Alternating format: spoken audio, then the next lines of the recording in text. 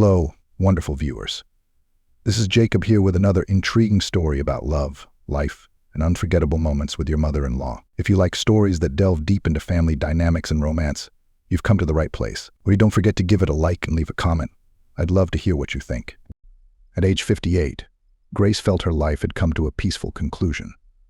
Since retiring as a nurse, her days had been filled with the tranquility of country life, gardening, reading old novels, and taking walks in the quiet woods behind the house.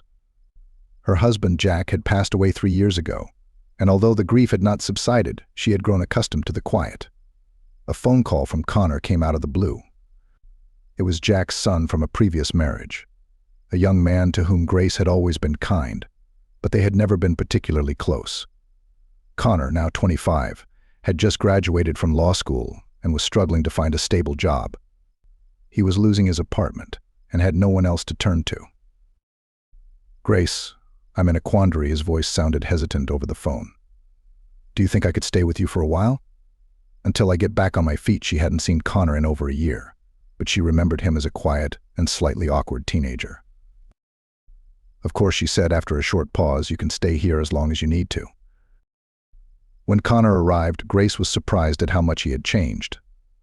The boy she remembered was now a confident young man with broad shoulders, a sculpted jawline and stubble that made him look older than his years.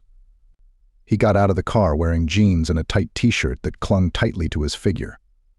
Grace felt a strange stirring in her chest that she quickly pushed aside, telling herself it was just surprise at how much he had grown. "Thanks for letting me stay," Connor said, giving her a quick hug. His touch was warm and his voice deeper than she remembered. Grace led him inside, feeling a little out of place. "The guest room is ready." "I hope you'll be comfortable," she said, trying to shake off the strange feeling. The first week passed without much incident. Connor spent most of his time looking for work or going for long runs, and Grace went about her usual business. She tried to keep her distance, giving him the freedom she felt he so desperately needed. However, she couldn't ignore the small but disturbing realization of his presence.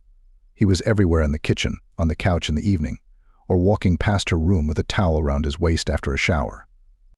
His casual, youthful energy was in stark contrast to the quiet, structured life she had built for herself. One evening, Grace was in the kitchen preparing dinner when Connor entered the room, having just showered. His damp hair was curling slightly at the ends and his t-shirt was tight around his chest, exposing all the curves of his muscles. Grace's hands trembled slightly as she chopped vegetables. "Can I help you?" he asked, stepping closer, his voice soft but confident. Grace quickly shook her head, avoiding his gaze. "No, I have everything under control," but he didn't pull away. Instead, he stepped closer and reached for the water glass, lightly touching her hand. The warmth of his skin sent a small jolt through her that she hadn't experienced in years. She froze for a moment, her breath catching, but she forced herself to continue slicing as if nothing had happened. Connor lingered in the kitchen, watching her with a quiet tension that made Grace suddenly feel insecure.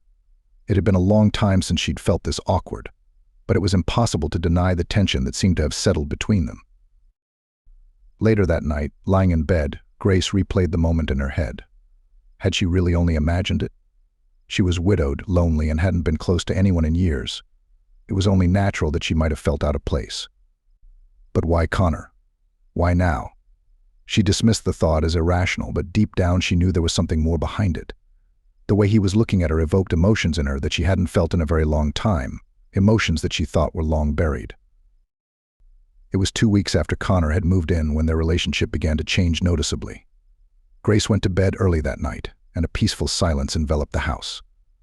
Around midnight, she awoke to the quiet creak of the bedroom door opening. Her heart beat faster as she rolled over onto her back and saw Connor standing in the doorway.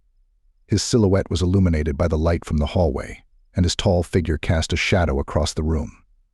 For a moment she wondered if it was a dream. "Connor," she whispered, her voice barely audible in the silence. "Is something wrong?" He stepped into the room, his face hard to make out in the darkness. "I couldn't sleep," he admitted quietly, slowly approaching her bed. His voice was different, quieter and more vulnerable than the confident tone he usually used. Grace sat up, pulling the covers over herself. "What are you thinking about?" Connor hesitated for a moment before sitting on the edge of the bed and sinking down onto the mattress beside her. "I don't know," he sighed, rubbing the back of his head. "It's just all kind of unsettled." Without thinking, Grace reached out and placed her hand gently on his arm. It was a small gesture she'd done countless times in her nursing career, but this time was different. The warmth of his skin beneath her fingers caused an unfamiliar arousal in her that she couldn't ignore.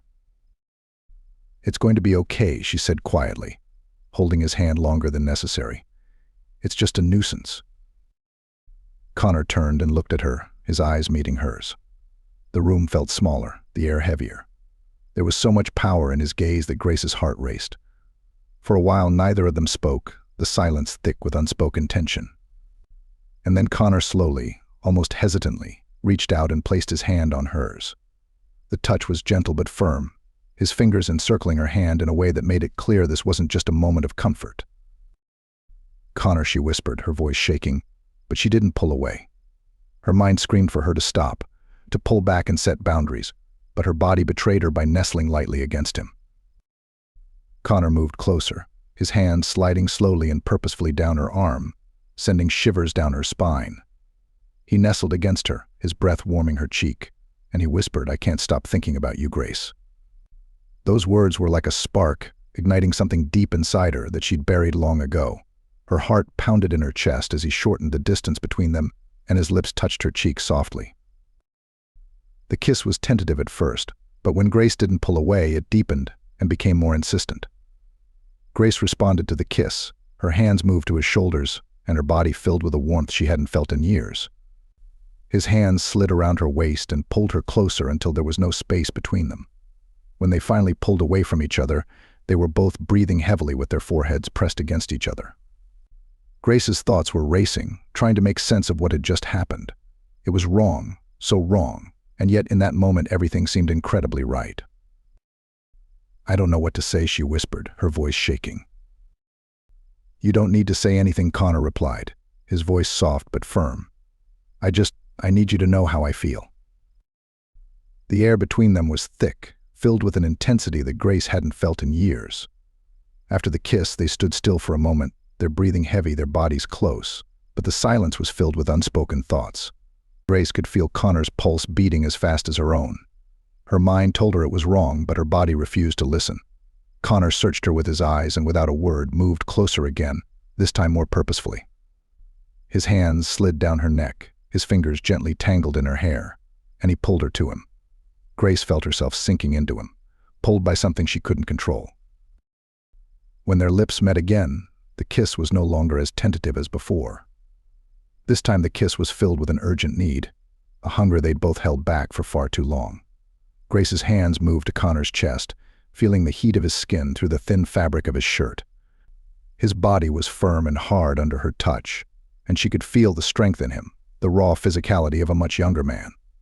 As her fingers traced the lines of his muscles, Connor deepened the kiss, his tongue gently parting her lips. She responded without hesitation, allowing herself to sink into the moment. Connor's hands moved from her neck down her sides, his touches soft but purposeful, as if he was thoroughly exploring every inch of her body. He ran his fingers down her back, tracing the curve of her spine, and then pulled her closer, eliminating what little distance remained between them. Grace breathed quietly into his mouth as the heat between them intensified. She could feel the hard lines of his body pressed against hers, and the tension between them was almost unbearable. "Connor," she whispered breathlessly, breaking the kiss for a moment, but she didn't pull away. Instead, she ran her palms over his hands, feeling their strength and the warmth of his skin.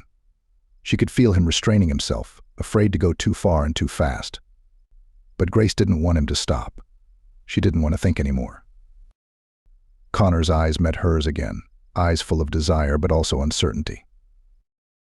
"Grace," he said quietly, his voice husky, "I don't want to hurt you. I don't want to do anything you don't want to do.